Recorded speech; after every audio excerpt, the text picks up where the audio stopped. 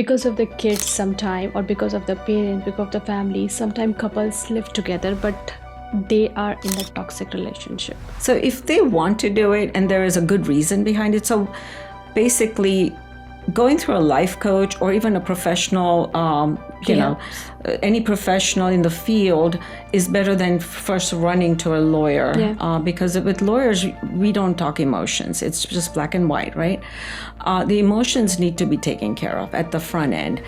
What advice would you give to someone who is going through different emotional stages, because it has so many emotional stages, can you please shed some light on this?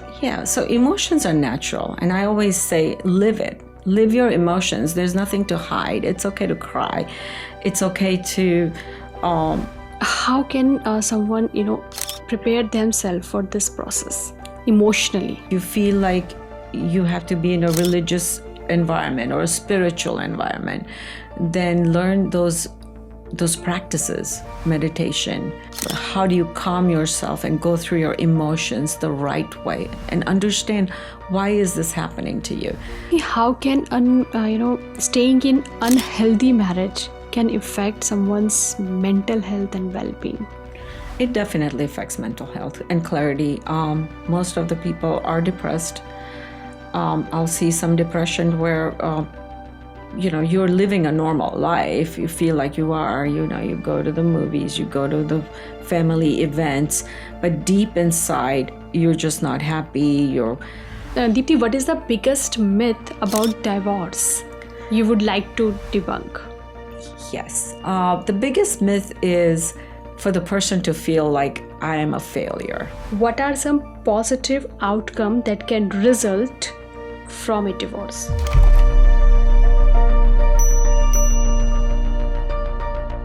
Namaste everyone, I am Shilpi and I'm the proud host of Safarnama with Shilpi.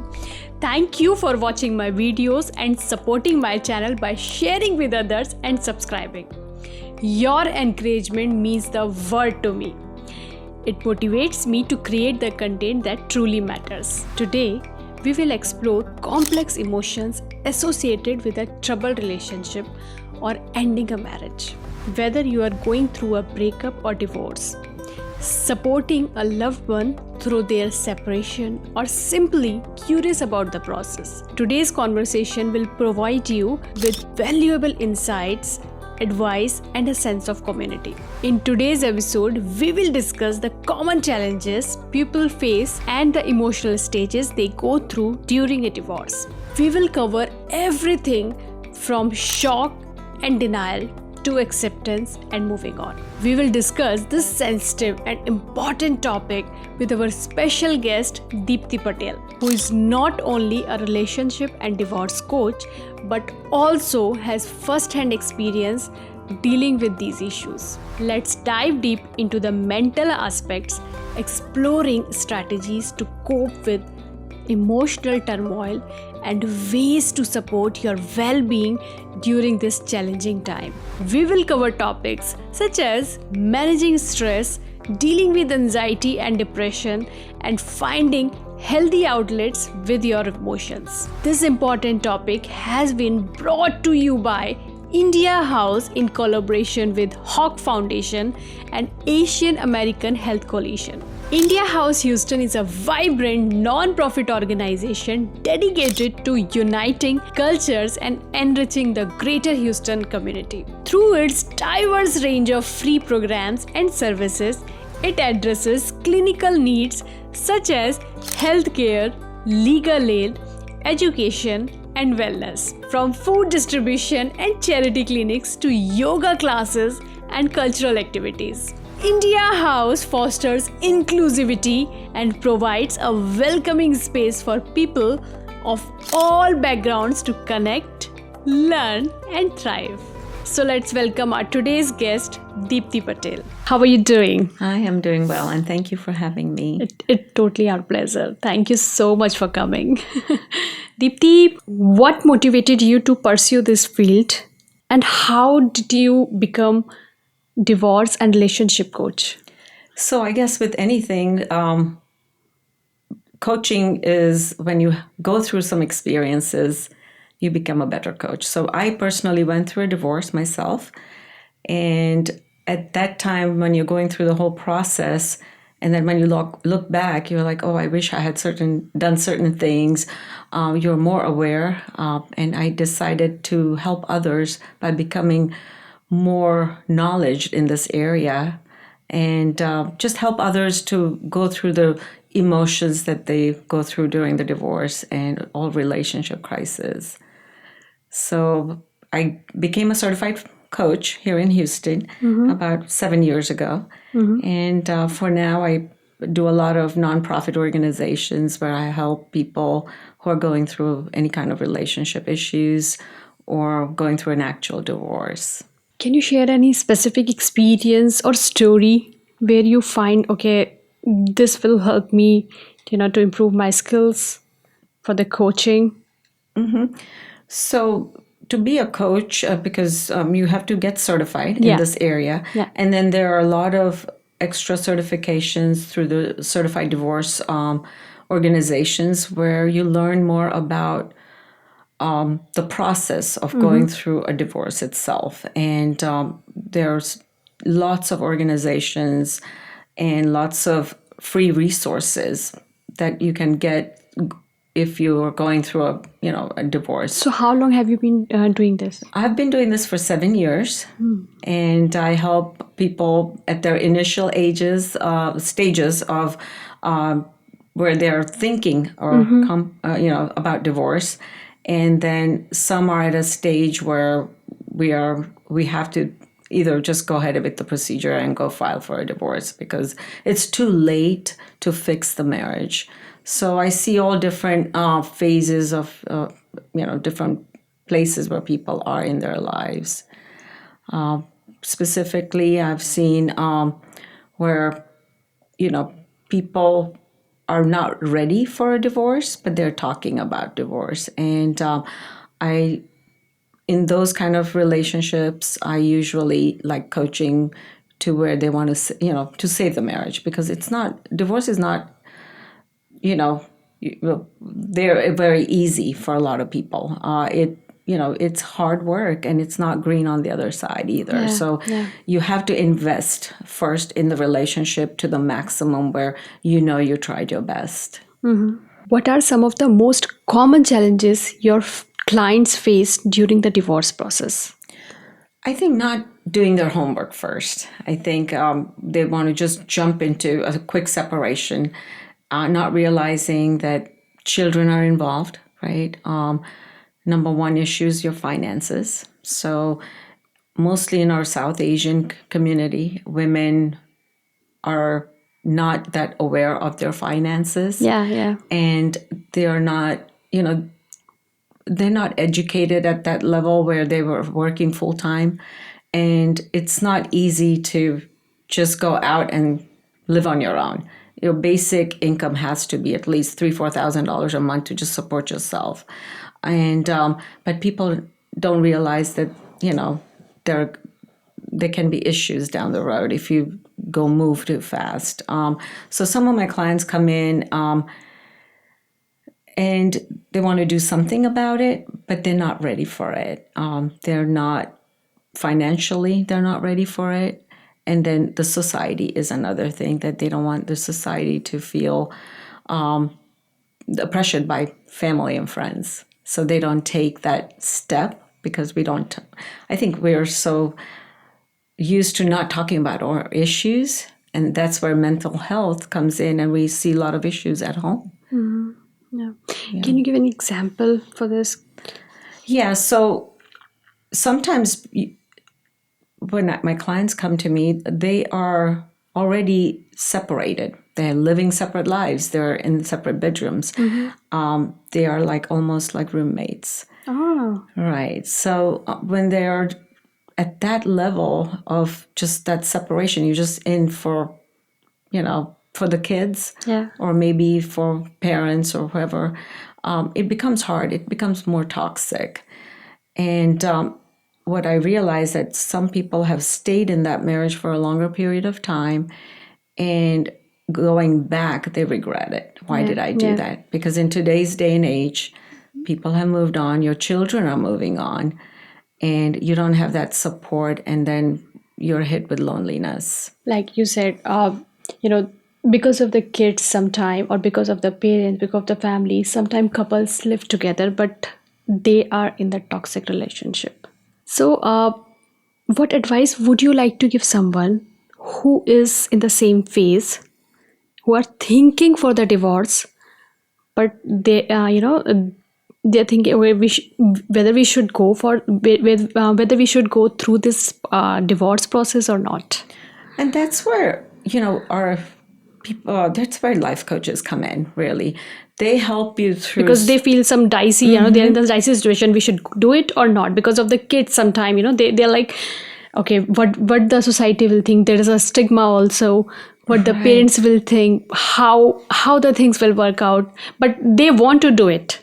So if they want to do it and there is a good reason behind it, so basically going through a life coach or even a professional, any professional in the field is better than first running to a lawyer. Because with lawyers, we don't talk emotions. It's just black and white, right? The emotions need to be taken care of at the front end. And there are a lot of, again, free resources.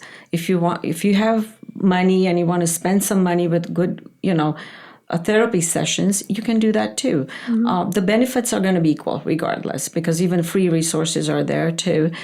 And first of all, you have to sit down and have a strategy, a plan. Is this really what I'm going through? Or is it just me not feeling good in my own skin? Is it because I'm not working now? The kids are older now, so I don't have that, anything else to do. So I'm just now depressed about things, right? So is it personally you that's going through mental health, or is it the relationship? So first, what are you dealing with? Is it abusive relationship? Is there an extramarital affairs, which are very common these days? I'm very surprised not only men, but women in the Houston area have opened up that they are all having, issues with marital affairs. If it's too toxic, I personally help them think about things, right? Help them think about them. What is going to help them in the long term? Sometimes we have to take away the negative people in our lives. Sometimes we have to have new friendships, new location helps. If you're single and you're able to move to a different place, that helps a lot to start over. And starting over, I think, in our society, sometimes we feel like once you have this particular person in your life, you're married, it doesn't work out, then you have failed. And that's not true. You have not failed. That's a big stigma out there. Circumstances, people have changed, right? It's not something you have done that you have to go through this process. And as society, we want to not judge people, right? We want to help our friends and family who are going through it. And through time, even they learn how to move on and kind of live in harmony and avoid these mental blocks that can get into more trouble down the road. Depression is a big thing right now. That once you're in, I've seen people 10, 15 years in depression. So that's a little too late sometimes. And then, you have to start. But there's always help. It's never As too you late. said, if we go to the lawyer, everything is black and white. But if we go with any, therapy, then emotional thing can be taken care of, right? So you, Deepti, you have a 7 to 8 year experience in this field, and you have experienced it first-handed as well. Right. What advice would you give to someone who is going through different emotional stages?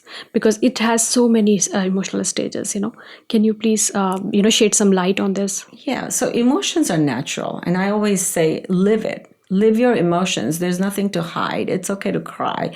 It's okay to, feel sad. But don't be stuck in it. And do something about it, right? We always don't want to dwell on the past, but we need to talk about it and get it out of our system. What I suggest, get good friends, right? If you don't have good friends, some family members. And then there is also resources. There's, like I said, there's Fort Wayne County has a lot of free resources. India House Houston is the one that I, participate and volunteer a lot.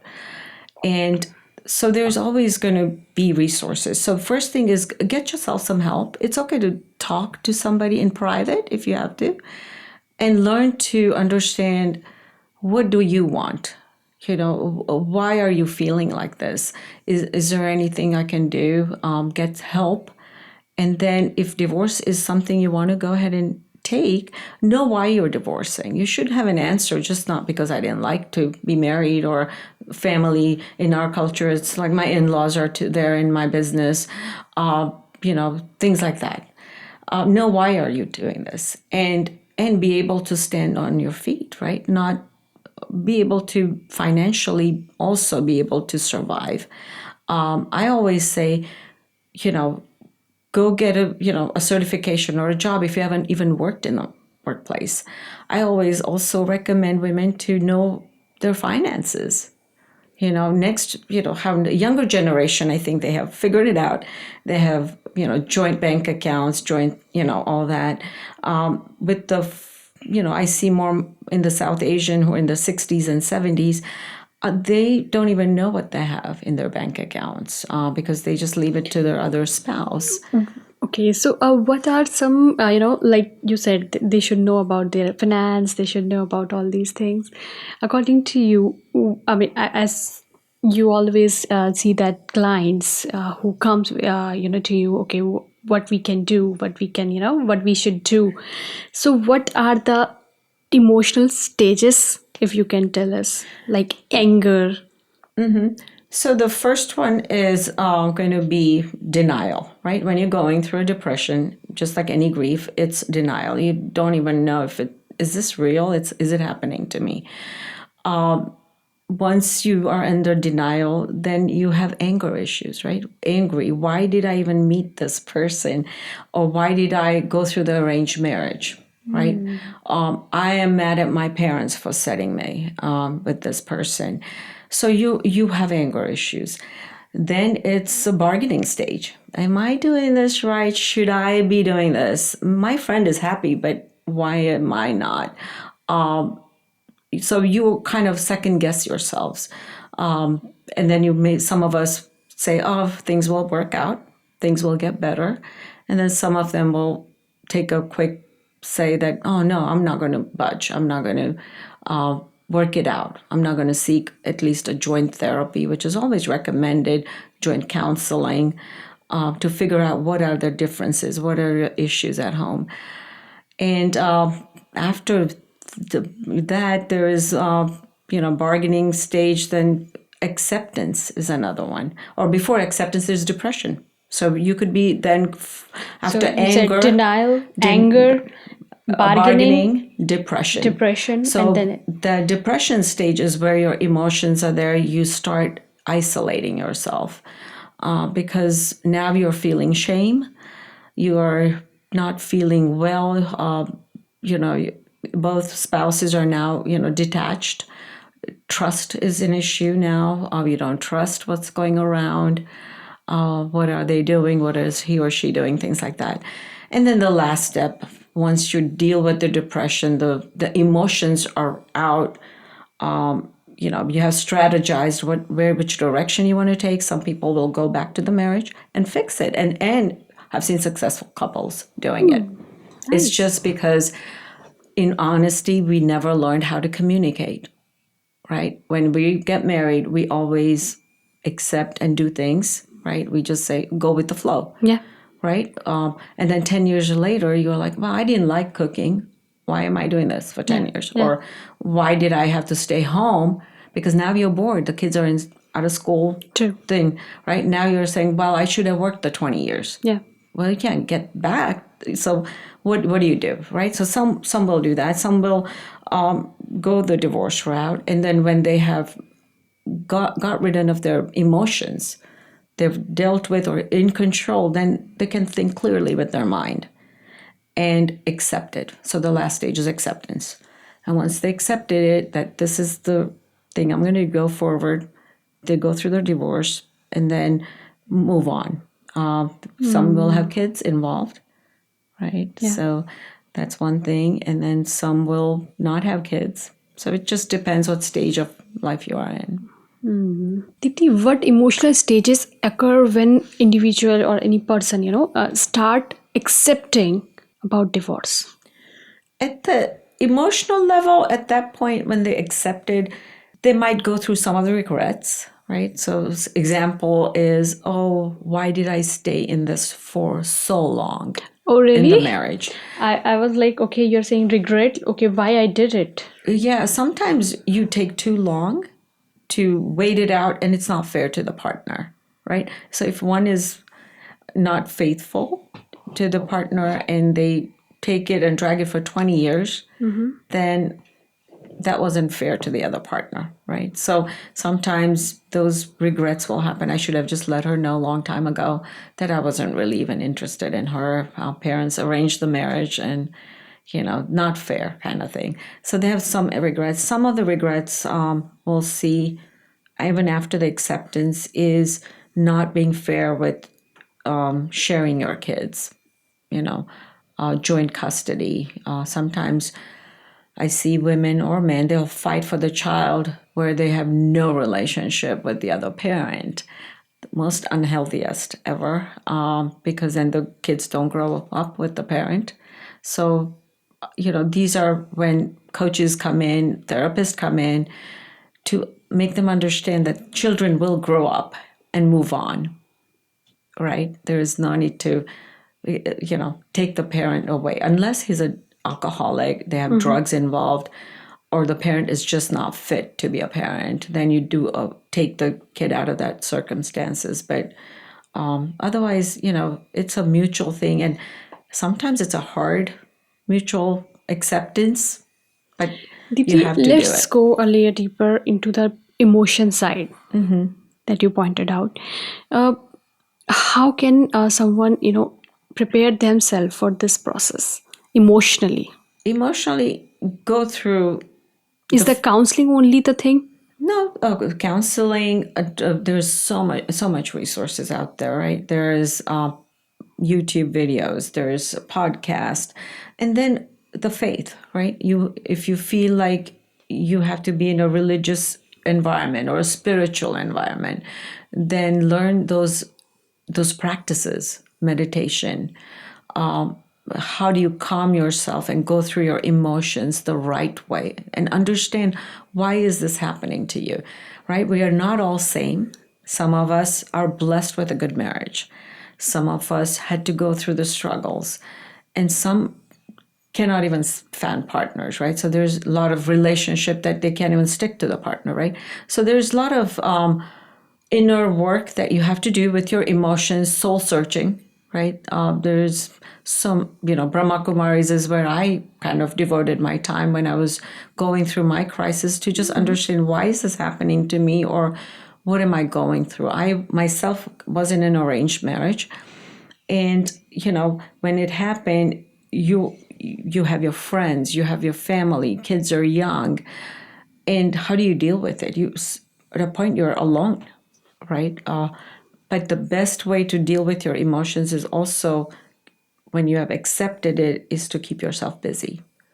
Do something different, that additional work. In my case, I was just not an accountant. I started my relationship coaching, even if it means volunteering. That's what I focus on. I do dancing, right? So I'm a Bali X instructor. I keep myself busy with other stuff that your mind is not bogged with issues and why not? Why did I not do this? What kind of dance form you do? I started with Bharatanatyam when I was younger, and then Are you a trained Bharatanatyam dancer? yeah, and then I did stage performances with my, one of my good friends. She's a dancer. So growing up, actually right after the divorce in my 40s, I was performing on stage even solo dances, Madhuri Dixit dances too, and kept myself busy with that. And So dance was the therapy for you. therapy, a beautiful therapy. And then also, once I did that, then I became a certified Bali X instructor for children and adults, and I volunteer on my work there. It's a 45 minutes to an hour class, and I've been with India House for almost 5 years. Wow. Doing that. And we are at, we come at 11 and 6 o'clock. And consistency, adults, I have students who are 85 years old, and as young as 40s, 30s. And basically, the dancing helps me not only physically, but emotionally and then mentally, right? So when you keep yourself busy after accepting whatever your circumstances are, and then looking at a brighter future, plan it. You have to plan your future sometimes, and strategize. And then the doors do open up, and you'll either find new relationships. If you like to be single, you stay single, and positive energy flows through. Deepti, how can therapy or counseling be helpful for someone who is going through this process? Therapy and counseling is very beneficial. It will help you strategize, think beyond your issues. Sometimes we have chemically imbalance where we are going through true depression, that we need professional help, professional medical help, right? So sometimes when there's something in our system, right, chemically imbalanced, that we will need help with that. Another thing I've seen with our South Asian community, where divorce is also a stigma, right? People don't want to get divorced because of society and culture and norms. That is one good news that I've seen over the 7 years, and even more, that it's now an acceptable term to be out there, right? Before, people shied away from divorce. Now I can see even parents in their 50s, 60s, 70s saying, oh, my children did not get along and they went for a divorce and they have been separated, without feeling any guilt or ashamed of it. In the past, 20 years ago, it would be like, oh my God, they are going through a divorce. I will not tell my friends or family that my children are going through the divorce. I just spent over $500,000 for a 5-day wedding, right? So what will my friends say, my family say? So the parents go through that. Now I think parents are also accepting this culture. In India, it's becoming normal to be divorced. Same thing in the US, we are exposed to that. So when our children go to school, they are not feeling like they're the only child with a divorced parent. Do you see divorce cases in any particular ethnicity? Mostly it's Indian. Our divorces are pretty low. Okay. I think at 10 years ago, it was like less than 1%, but it is growing to even less than 10% in divorces. Also, good thing is now our kids are not forced into the arranged environment. It's more, they have that freedom to marry who they want to be. At the same time, as parents have. But sometimes I see, some cases who are in love marriage, but marriage doesn't work. Yeah. So before, 20 years ago, you came with a love marriage that was not working. It's like, I told you so, right? We told you never to marry him or her. It was your doing, and we make the matters worse. So as far as what I see more common these days is there's a lot of acceptance with family, friends, and, children are more, they can go to their parents and say, Mom, Dad, I'm not feeling like this is a relationship. I'm not healthy in this. And parents are involved in their kids. I think in the past, we didn't want to know. I think parents didn't want to know that you're having issues, and we don't talk about it. I think people didn't talk about it. and there's some older generations still don't talk about it. Today, social media plays a big role in our life. Does social media affect someone's life, or these decisions lead to the divorce side? Oh, for sure. Social media is a big culprit. I had a client who, a nice family man, a physician, and basically went through a divorce. His wife just met somebody online, just through COVID, right? So when you're socially just on Facebook, you don't know who's on the other side, and casual conversations become more intense. And then you start sharing your problems, right? And then you get lured into the marriage or separation.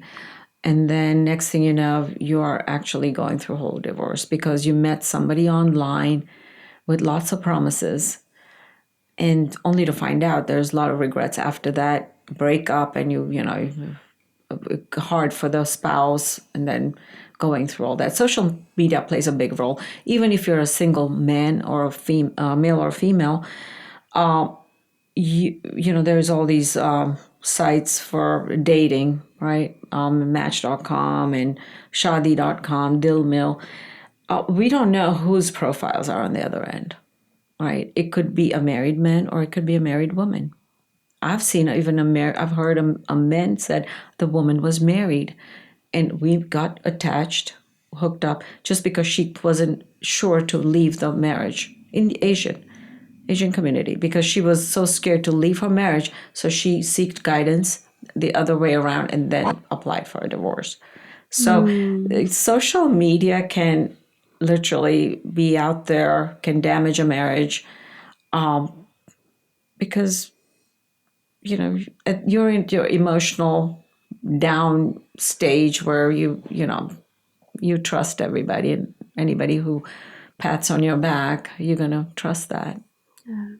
These things are overwhelming for me, actually. Yes. What steps couple can take before they lead into this process, if they want to save their marriage? So number one, I think our kids nowadays have, and we as parents also support, where take your time with a marriage. Now we don't get married in our early 20s. We now wait until our children are 30, 35 to get married. Sometimes that seems a little longer, but that maturity level is there. At the same time, our kids don't have that baggage and responsibilities that the older generation had, right? They are a nuclear family, husband, wife, and children. Absolutely. So the steps they can take is enjoy life. Not everybody is going to be blessed with money. Not everybody is going to have a simple life. Challenges sometimes happen for a reason. And how do you deal with it? Learn to deal with it together. Understand we're all different, right? That understanding that my spouse is a different person. She was, in women's case, she was raised in her family in a different way. Maybe cooking was never a part of the meal, the deal there, or maybe, certain things, but you can't expect the same person in your house living your lifestyle right away, or, so you have to understand both each other, get help. These days, both spouses are working. Why not get some help even in the house? So that creates less stress and things like that. What are some early signs, Deepti? You can recognize that, okay, this marriage is going towards an end. The early signs usually when there is disconnect from the other spouse, the communication has stopped. They're not sharing as much as they did before, not doing things together, right? Like first we were doing dinners every Fridays, going to the movies every couple of weeks we're at the movies. All those signs, when they start slowing down, then, and not sharing, anything like from work or any other things that you're personally going through. What advice would you like to give someone who is going through this process? Invest in your marriage. I think that's the number one thing. Invest in your marriage because nobody else will, right? This is what you have. And if you took that step to get married, you have love, right? You love this person from day one. And why bail out, right? Work on it. You don't have your parents like you had before staying with you, right? You don't have any society that's now a taboo, right? People can freely live a comfortable, good life. As a couple, if you're going through it, learn why are we doing it at an emotional level. And if your spouse is going through some kind of emotions, support them instead of labeling them that, hey, you need therapy, you go, and I'm not. Support them. Have that love in the marriage. It will work in your benefit in the long run. And happiness, right? At the end of the day, you want to be happy. You want to enjoy life. Life is too short, right? And you want to work at it. Marriage is not easy. I think when we get married, we're thinking which lehenga we are going to wear and, what mehndi we are going to put and how many days are we going to have this marriage and how many people are coming. We never think the day after. What is the reality? And I think sometimes, teaching our children how to deal with relationships at an early age is very important. Good old days, we didn't talk about relationships. We had to hide and, sneak a phone call in and things like that. Now you will be faced with a 15-year-old asking questions, 16-year-old. How do you deal with that? And as parents, it's a big responsibility to how to deal with relationships, breakups. Teach them very young so they know how to deal with it and handle the emotions. Deepti, how can staying in unhealthy marriage can affect someone's mental health and well-being? It definitely affects mental health and clarity. Most of the people are depressed. I'll see some depression where you're living a normal life. You feel like you are. You go to the movies, you go to the family events, but deep inside, you're just not happy. You're and how do you deal with it, right? That's number one is take care of yourself. If people are, there are beautiful gyms out there, right? Take care of yourself, go to the gym, work out, go for nice walks, right? Like all these resources are available to you. Why not use it and enjoy it and take care of yourself and your mental health? If you don't invest in your mental health, nobody else will. And it takes you to a wrong path. Some people become alcoholics, drugs, and these things can be avoided if you just know how to communicate and get the resources to help you. So what advice would you give to the couple who are trying to reignite their relationship? Number one, like I have my Focus 5 concepts that I focus on and how to make yourself What is that? better. What's Focus 5 concept? Focus 5 is when I was going through my turmoil and I would, take some me time out. And that is so important to sit down and say, what is important to me? And then I came up with the 5 F's. So the 5 F's are, number one is faith. Faith doesn't have to be religion. If you're in religion and you go to the temple, go to church, anywhere, wherever your affiliation is, that you keep. But if you don't believe in religion, then have some spiritual connection, right? Spirituality is there. Try to understand, why is this happening to me? What is something deep soul searching? So focus, number one is faith. Have some faith that I'm here for a reason and it's not going to be forever. At some point, things will get better. Start thinking positive. When you start thinking positive, trust me, the universe will put you in a better position. So if you're in negative denial and stay there for too long, then you're attracting wrong people again and you repeat the cycle. So the number one is faith. Number two is food. Food is very important. What we eat, how we feel. Yes, I believe in 80-20 rule. It's not like I don't have cakes and cookies once in a while, but it shouldn't be your everyday, right? Your health is important. If you feed your soul the right food, then your mental health also helps. First is faith, second is food. Food. Number 3 is fitness. Fitness. I go by fitness. That is absolutely true. Absolutely true. If you have not worked out ever, you can go work out at any age. Gyms are very inexpensive. They're $50, $30. There could be even $100 a month. You need to invest in that. If you are a little older, gyms are free under the Medicare and Medicaid plans, right? So take care of yourself by going to the gym. If you don't like gym, stay home and make a gym. Do dancing, or go walk, gardening. Any kind of fitness helps. But fitness is number 3. The third F. The fourth F is finances. Know your finances. That is very important.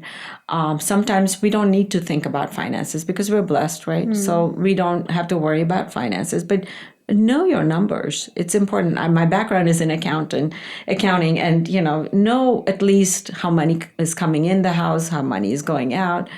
Support your spouse. Even if one person is earning, support the other person, and honor that cherish that we have money and we can live with it. If financially, if you're struggling, you have resources. Educate yourself. Do something about it. I always say you're born poor, but you don't have to leave when you're poor. You can do something about your life. And the fourth one is a combination of fun and family. Family is very important. During divorce or any kind of relationship crisis, mental health, family is important, and family support should be there, right? Don't, all our 4 children are never going to be the same, right? Don't judge. Don't talk about the other, as parents, you know what to do. And same thing with siblings. Support your sibling. So family is important. Support your children if they're going through stress and relationship issues. Relationships are not easy. They're very hard to maintain. They're very complicated. Sometimes they become... and it can be very complicated. Yeah. So the family, fun is, traveling. We all like to travel. So take that 1 or 2 trips a year, if you can afford it, to go and do something for yourself, your family. Take your kids, grandkids, whoever it is, and make that time for that. Friends. So you said faith, food, finance, fitness, finances, family, and fun, right? Yeah. And the rest of it, you can fudge it. That's all you say, fudge it. Because life is too short. Yeah. You said that about that marriages are, marriage age window is pushing, like 30, 35. Do you think too much maturity is also causing the divorce? It is, because now we're stuck in certain ways of lifestyle. So that can be a dangerous sign. Yeah, sometimes it works against marriage. It can be. And that's because now you know what you want. Because if we are in our 20s, so we are growing together. For sure. So when you're younger, and that's why probably there was kind of some madness to the thinking in the past, where when they're young, get them married young and they're growing together. But if you wait until your 30s and mid-30s, the divorce rates are lower in that age bracket. Most divorce rates are if you got married very early on, the divorce rates are higher. So when you wait and get married later, your divorce, the percentage is lower. So that's what the studies have shown. So if you wait, and by that time you should know what you want, right? You have probably dated enough to know what partner you want and how you want it. Our kids in colleges have that freedom to date multiple people before they settle for one. I think that's a freedom that South Asian cultures, some have and some don't. There's controversy on that also. But I believe, and personally what I've seen is if you give them a little freedom to date a few people before they settle, they at least know what direction to kind of be in. I think the struggles are less. Yeah. What are some red flags to avoid in your next relationship post-divorce? Post-divorce. So after the divorce, I think what many people get into is financial struggles. So, next time when Okay. you get married, if you don't protect your finances. So, you finish with your divorce, you have a divorce settlement, now get into your second marriage or third marriage, you don't come with a prenup. So I've seen where sometimes you attract the wrong person and financially can drown you Can down. you explain prenup? Prenup is when mostly many at the later ages, when and even sometimes young people will sign a prenup if they come with wealth. Yeah. So when there is a prenuptial agreement that assets are defined early on, that this is what I'm bringing into the marriage, this is what you're bringing in the marriage, that something happens down the road that at least it's clarified and it doesn't commingle, and you don't one doesn't lose out on. So you advise that we should do this. It's always advisable if your families come with assets and children down the road, have businesses and things like that. Do you think that these prenups will work in the Indian culture also? It's sometimes there's a stigma, but sometimes it's not. Because it feels like contract. It does feel like a contract, but some kids I've seen now, especially the working class or with careers, they keep their finances separate. And then the third bucket is where they have joint mutual bucket of finances together for house expenses and things like that, that allows them to feel independent, freedom, that they're earning money, right? Things like that. So depends where you're born. I think half of the thing, but I see the young generation, like in their 20s, 30s, that are just starting off, have that ability to keep some of their finances separate. Is it recommendable? Not necessarily. Prenup comes really more at a later age, is more beneficial in your 50s, 60s, and 70s, when truly you have gone through a divorce and you have coming in a marriage with assets. One might have more assets than the other, because not everybody is nice out there. Second marriages, third marriages might be because they want to just be there for the financial interest. So women can get lured into emotions that they get married, they found their second best person, he's going to take care of me.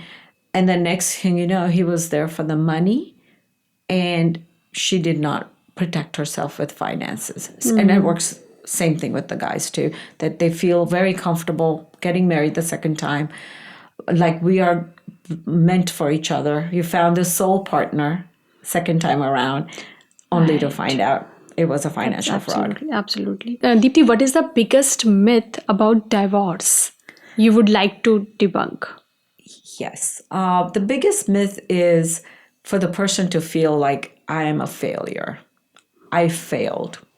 I failed because, first of all, not only I failed, my parents are not going to be happy with what my choices were or what I have done.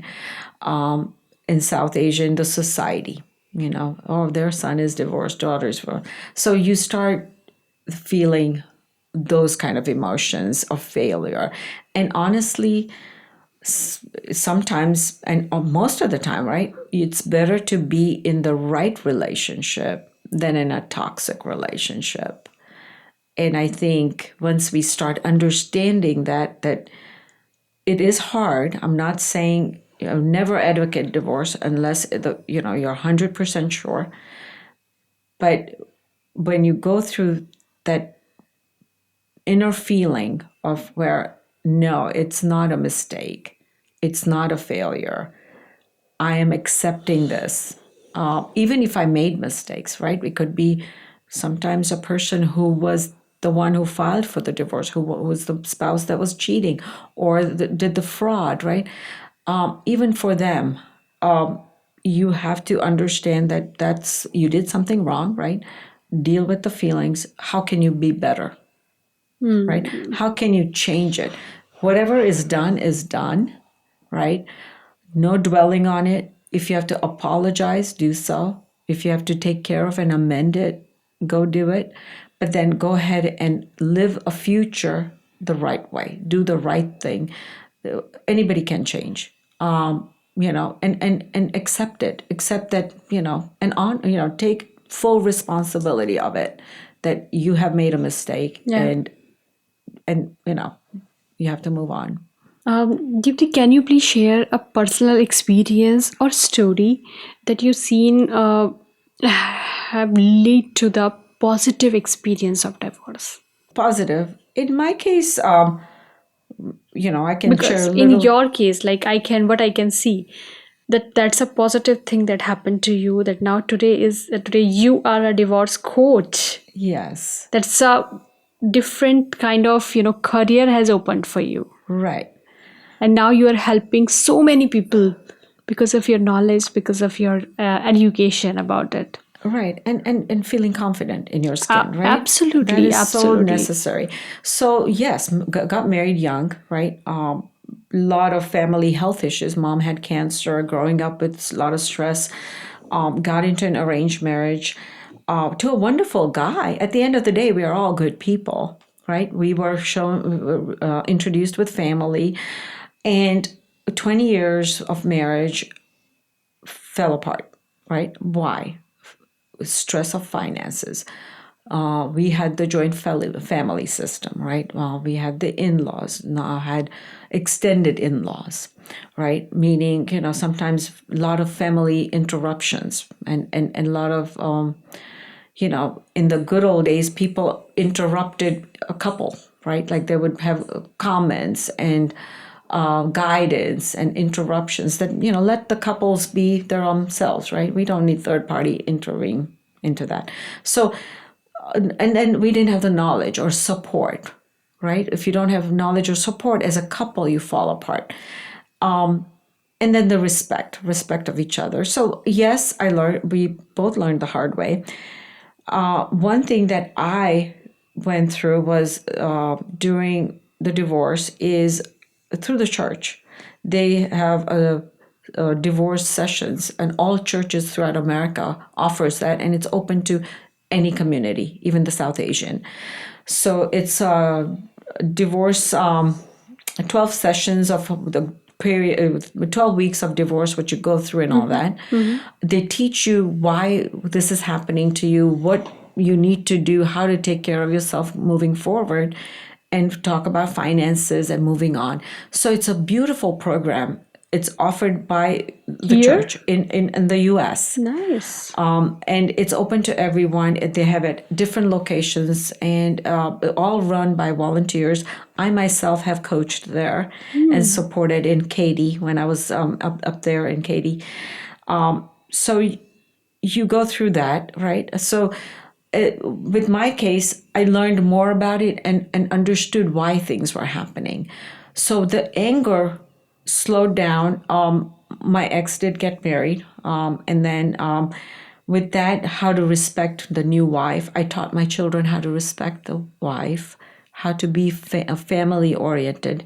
What parents dealt with is something that they dealt with, but nothing to do with people around us. I did not take my kid away from my spouse. I saw some friends, I will never have my husband around my kids. And today, it is a total different atmosphere when kids are taken away from their parents. So you have to be a joint parent. My kid, my older one, is married, and so we are all together as a family. We do pujas together, and it's accepted. So, my ex's wife will be there, and it's an honor to also have them in my life and my beginnings, and we talk about it. That you have to move on. You're so strong. I can. Thank you. Thank you. I'm personally learning a lot from you. You're really a strong woman. Thank you so much. I appreciate it. Deepti, what advice would you give to the couple who are worried about the stigma that comes with the divorce? I think at that point, you have to understand that nobody, the way I dealt with is, yes, people will be around us. Stigma is there. People will have opinions. We all have opinions, right? Like we can go to a big event and then go home and we can talk about people, right? So it will all happen. But in reality, you are the owner of your home and what happens inside your home, right? We can live for others, but we don't need to. We need to take care of our mental health. We don't need to be people pleasers, right? Take care of yourself first. I'm not saying you cannot help, you can, but if you are not in the right mind frame, then you're not going to be a good spouse. You're not going to be a good daughter-in-law. You're not going to be a good mother, right? Or a father. Take care of yourself first. And the stigma, people can talk, people will talk, but you know what? It's a good thing that now we have all these support systems, and our South Asian community is becoming aware, because it's not only one organization. We have so many other life coaches that you have come across on your program. We are a community. We all get together and say, hey, let's talk about even the elderly community who are in their 70s and 80s who have lost a spouse and living alone. How are they dealing with loneliness? Fort Bend County has its share of, domestic violence, right? That is a big thing right now, that, we have access to guns. We are stressed. We don't manage it well. Then, how do you deal with it? We do talk about it. So good thing is, I think, having podcasts like yours and other awareness that's out there, that there is always help. And don't buy into all this negative stigma and all these, that you have to worry about what your neighbor is going to think about you. Last question of today's podcast, and you're amazing.